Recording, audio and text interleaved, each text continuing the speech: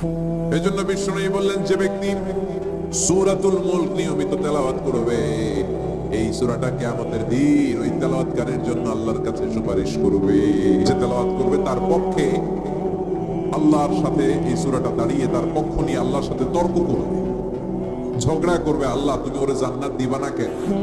ওরে মাফ করবা না কেন? তুমি না গফুর, তুমি না গফফার, তুমি না রহিম, তুমি না রহমান, তুমি মাফ করে দাও। তখন এই তর্ক আল্লাহর সাথে সে চালাবে, আল্লাহ তার জান্নাতে রাখবে। এখানেই শেষ নয়, বিষ্ণু বলেন রাত্রিবেলায় যে এই সূরাটা তেলাওয়াত করবে পুরো রাতটাকে বরকতময় করে দিবে কে? এজন্য বিষ্ণু বলেন, আমি চাই আমার সব উম্মত এই সূরাটা মুখস্থ করে নেক।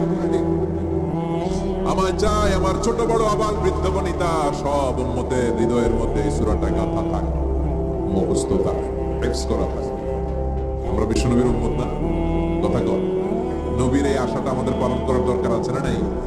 আমরা কি পারি না? এই সূরাটা পড়লে আল্লাহ আপনার দৃষ্টি শক্তিকে খুলে দিবে। আপনার চোখের সামনে কোনো পর্দা থাকলে পর্দাটা সরে যাবে। আপনি আল্লাহর মাহাত্ম্য বুঝতে পারবেন, আপনি আল্লাহরে চিনতে পারবেন, আপনি আল্লাহর অস্তিত্ব টের পাবেন। আমাদের সবার চোখ খুলে দিবে এই সূরাটা। আমাদের ঘুমন্ত বিবেককে জাগিয়ে তুলবে এই সূরাটা। যারা বলে যে স্রষ্টাকে দেখা যায় না, তাদের জন্য এই সূরাটা একটা মেডিসিন। আল্লাহ কেমন যেন এই সূরায় বলতে চায়, ওপেন ইউর আই। তুমি তোমার চোখ খোলো না একটু, you must find your God. তুমি তোমার আল্লাহরে খুঁজে পাবা। আপনি আকাশের দিকে তাকান, বাতাসের দিকে তাকান, জমিনের দিকে তাকান, আল্লাহরে খুঁজে পাবেন। সৈয়দনা ইব্রাহিম তারার দিকে তাকালেন, বললেন মনে হয় এটাই আমার রব। পরে দেখে তারা নাই, কয় না না, আমার রব তো আমার ছেড়ে চলে যেতে পারে। সৈয়দনা ইব্রাহিম চাঁদ দেখলেন, পূর্ণিমার চাঁদ দেখে ভাবলেন তাহলে এটা তো তারার চেয়েও বড়, মনে হয় এটা আমার রব। পরে দেখলেন চাঁদও নাই। সৈয়দনা ইব্রাহিমকে আমিও আপনার লগে নাই। এরপরে সূর্য, গগন বিদারী সূর্য পুরো জমিনটারে আলোকিত করে ফেললো। উনি বললেন হ্যাঁ না আকবার, সূর্য অনেক বড়, তাহলে এটা আমার রব।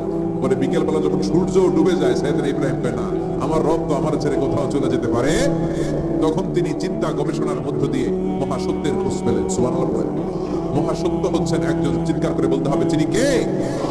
সে আল্লাহ বলে, গোলাম, আমার অস্তিত্ব অনুভব করার জন্য তোমাকে ডজন ডজন বই পড়া লাগবে না, ডক্টরের ডিগ্রি লাগবে না। তুমি আমার সৃষ্টি করা এই বসুন্ধরার দিকে তাকাও, এই গাছপালা নেয়ামত রাজির দিকে নজর বুলিয়ে তাকাও। তুমি সাগর দেখো, তুমি পাহাড় দেখো, তুমি ঝর্ণা দেখো, ঝর্ণার কলকলো আওয়াজের ভেতরে আমি আল্লাহরে খুঁজে পাবো। কথা কর, ঝর্ণা দেখছেন কেউ কোনোদিন? বাগেরহাটে আছে? কোথায় যেয়ে দেখছেন? সিলেটে, হিমছড়িতে?